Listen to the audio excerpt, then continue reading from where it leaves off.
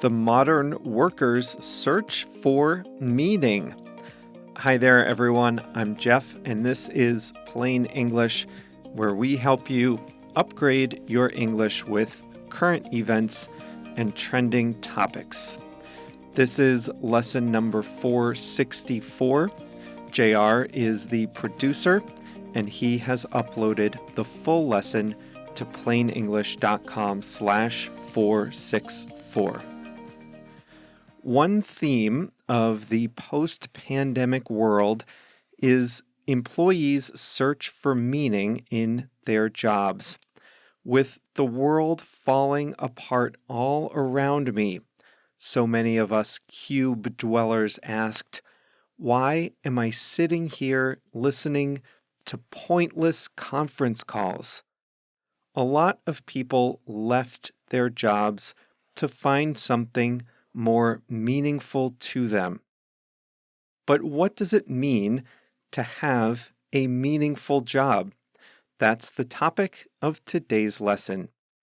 The English expression we'll talk about is day to day, and we have a quote of the week. Let's get going.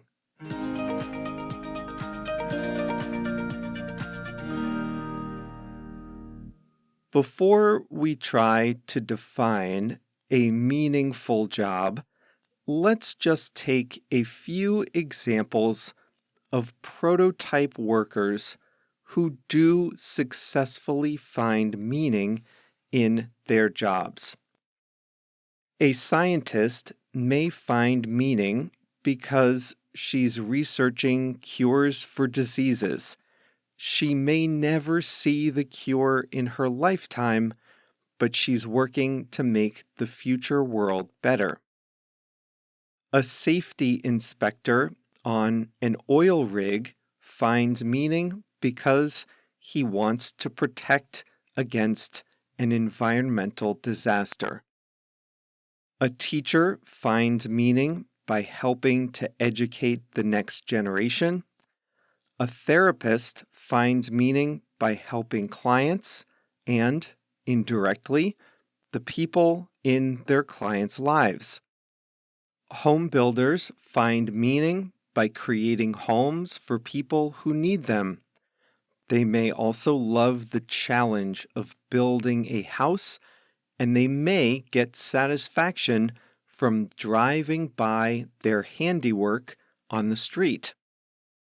A plumber finds meaning by using his talents to solve a crisis in a customer's house. So, what does it mean then to have a meaningful job? It's not about having an easy job. It's not about having a prestigious job. And it's not about having a fun job.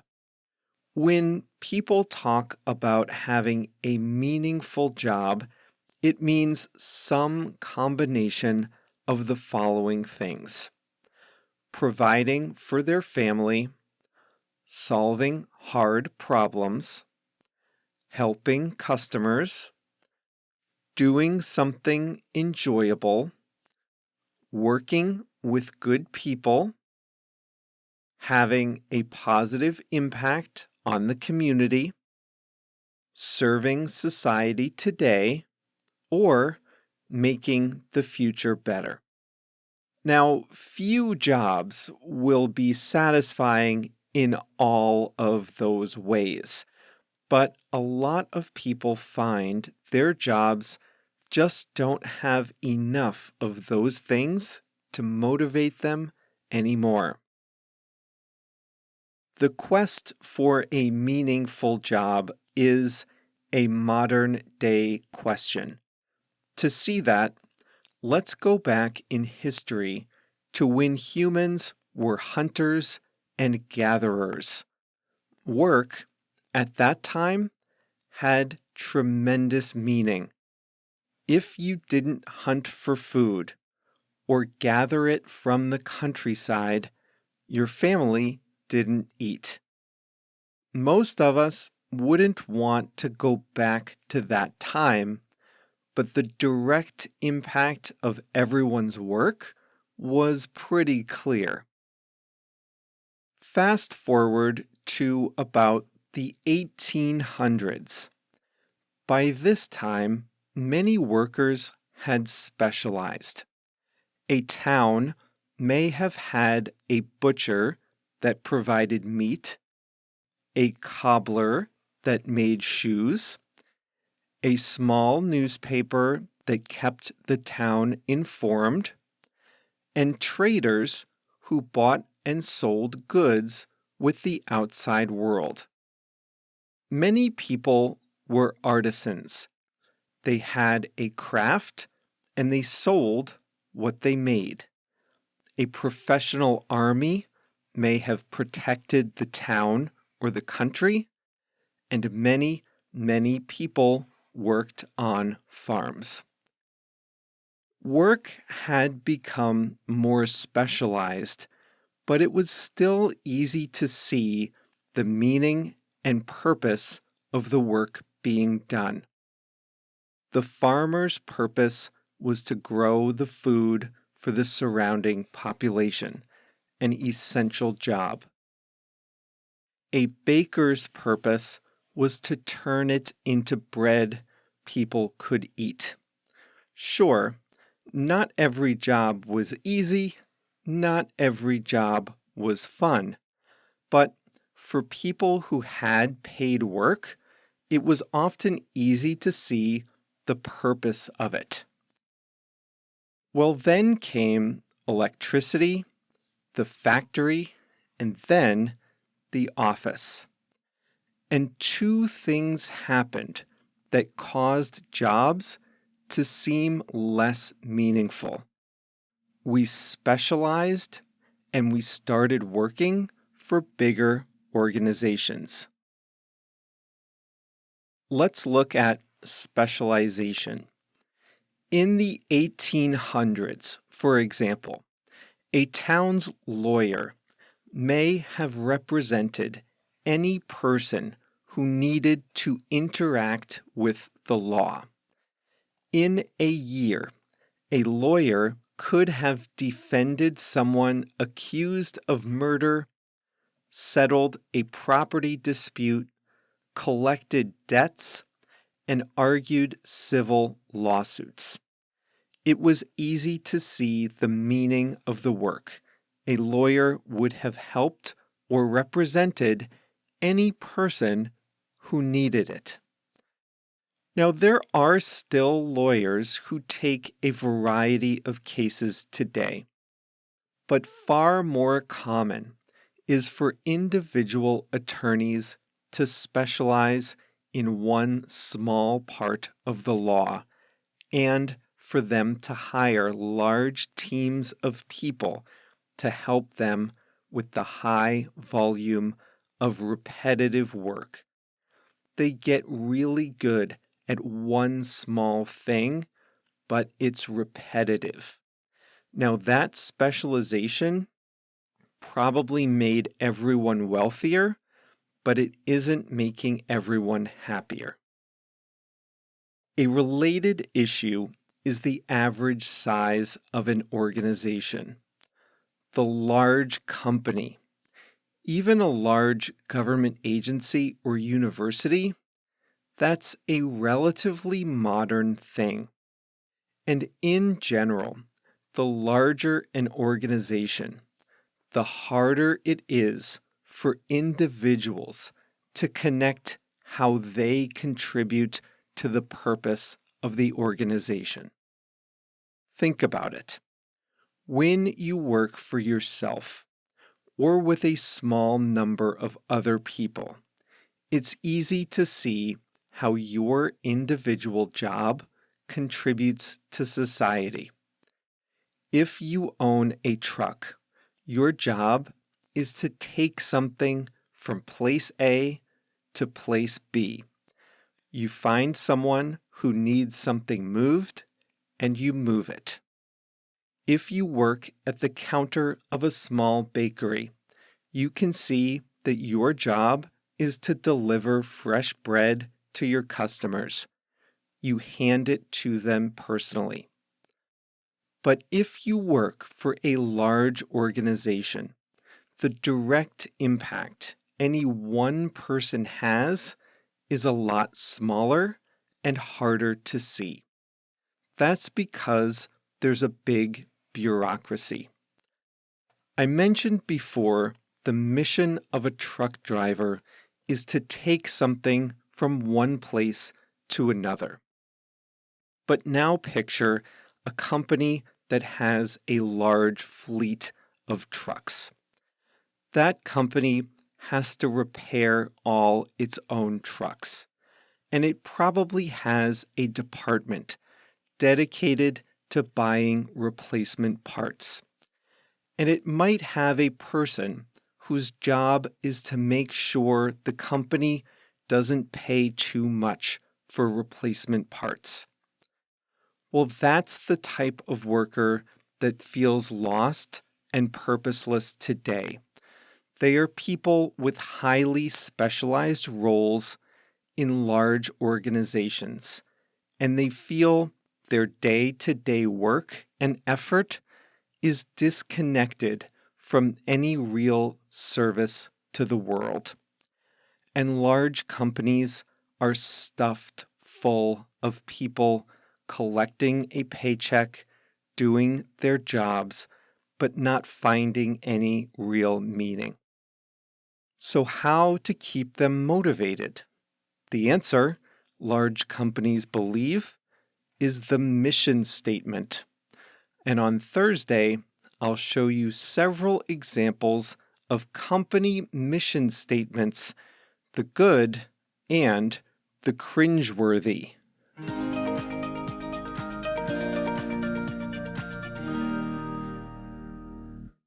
We always think that the world we live in is the way things should be, or that things have always been like this.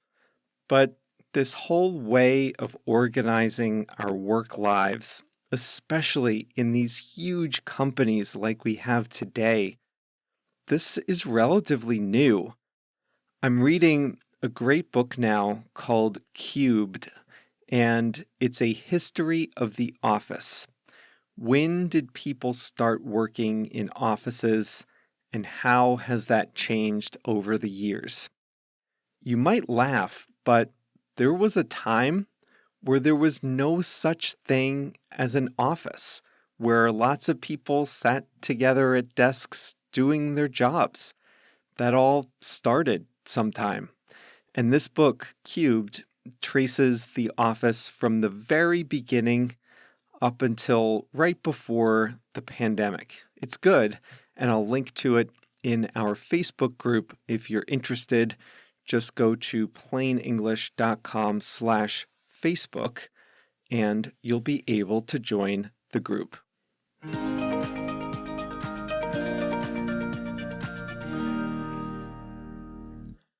Today's English expression is day to day. 3 words, day to day. This is a funny expression that refers to things that happen every day or that happen within the space of a day. We usually use this phrase when we're talking about things that are repetitive or not too exciting.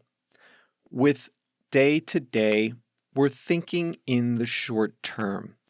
We talk about things that happen from one day to the next in a pattern. You can use this with a variety of words. You can talk about a day-to-day job, a day-to-day life, a day-to-day routine. You can talk about day-to-day operations, things like that. Now, believe it or not, the day-to-day routine of a firefighter is pretty boring. Now, wait a second, you might be saying. Responding to alarms, rushing to the scene of a fire, fighting a blaze, that doesn't sound boring. But that's not what the day-to-day routine of a firefighter is like. Most firefighters don't take out a hose and put out a blazing fire every day.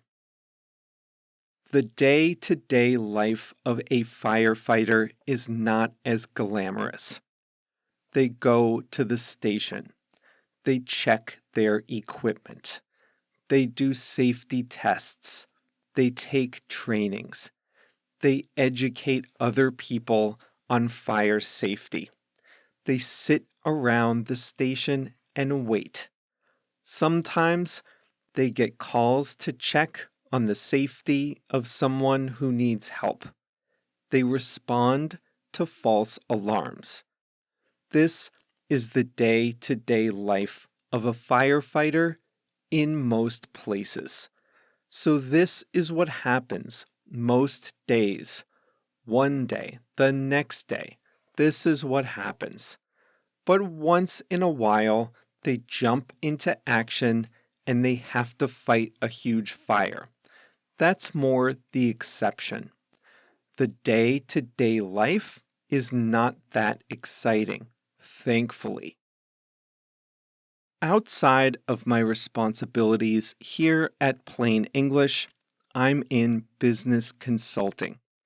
And in consulting, we do projects in teams for our clients. Now, often, a very senior person at my firm will be at the first meeting with our client. And that senior person has lots and lots of experience. Very impressive. But that person is very busy. That person isn't going to actually, do the project. So that very senior person tells the client, Jeff will be your day-to-day project manager, or Jeff will be your day-to-day contact.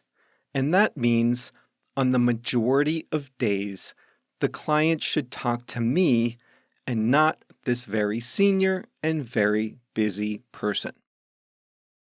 Likewise, a company might have a chief executive officer, a CEO. The CEO is responsible for the strategy and the big ideas. The CEO doesn't or shouldn't manage what happens in the ongoing operation of the company. There's usually a head of operations or someone who takes care of the more routine, day-to-day matters.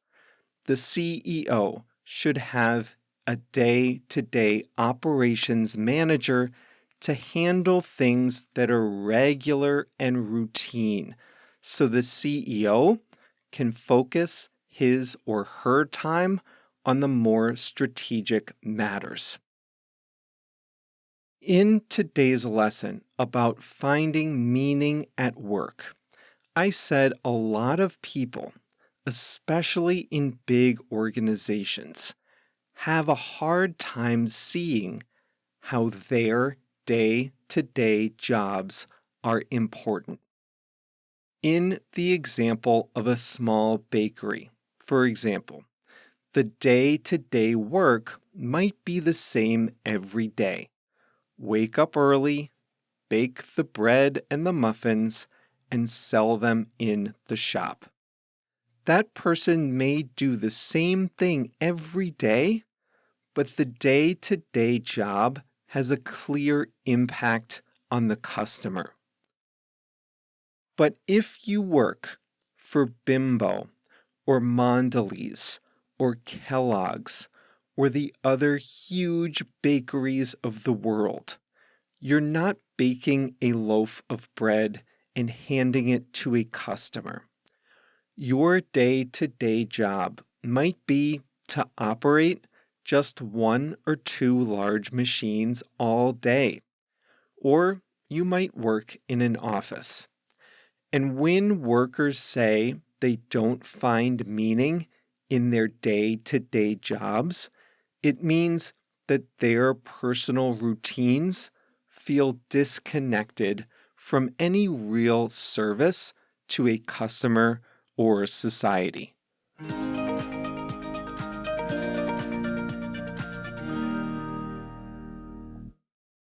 Time for a quote of the week. Today it's from Narayana Murthy, an Indian businessman. He says, "Growth is painful, change is painful, but nothing is as painful as staying stuck somewhere you don't belong." So that's our closing thought for this lesson on finding meaning at work. Nothing is as painful as staying stuck somewhere you don't belong. And a lot of people, as I mentioned at the beginning of the lesson, a lot of people are finding that's just where they are stuck and they're looking for something more meaningful. Well, that's it for today's Plain English. As you know, part of the Plain English Plus membership is live calls. And we do the live conversation calls 3 times a month. And we get together and we talk about one topic, one conversation topic. Now, I wrote this on a Saturday, and we had a call that morning about parenting styles, and that was inspired by the lesson we did about bird nesting. Well, anyway, this will be the topic for the live call coming up next Saturday, May 14th, and that will give you some time to think about it before the call.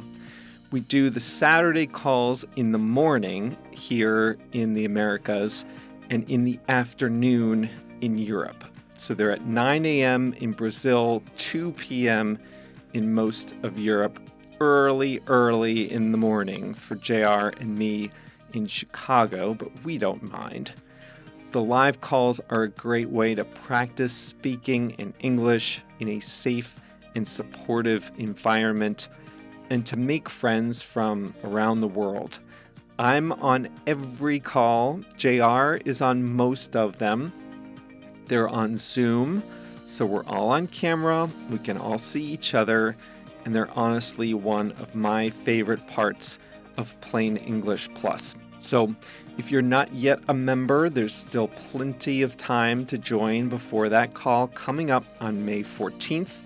And if you're listening after, don't worry, we have plenty more coming up.